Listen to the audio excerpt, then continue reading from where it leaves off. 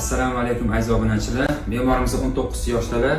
Bundan 2,5 oy oldin ikki tomonlama eshik pasayishidan shikoyat qilganlar. Tekshirib ko'rganimizda ikkala quloq mog'ora pardasi teshikligi aniqlangan va biz chap tomonlama endoskopik tempoplastika, ya'ni parda butun tiklash operatsiyasini bajarganmiz. Hozir mana 2,5 oy bo'ldi qilganimizga. Qayta tekshiruv kelibdilar, hozir tekshirib ko'ramiz.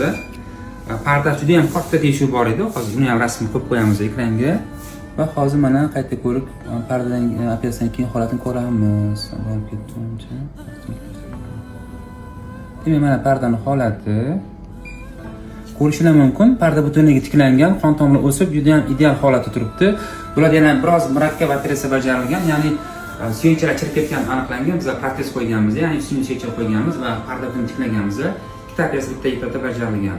Hozir eshik yaxshilandimi? Yaxshi. Oldinga qaraganda hozir ancha yaxshi. Hozir kelishlardan maqsad tekshirish va ikkinchi quloqlarini qachon qilishga rejalashtirish uchun kelishgan. Hozir maslahatlashamiz va 1-2 oyda ikkinchi quloqni qilib beramiz. Kuningiz xayr bo'lsin, salomat bo'ling.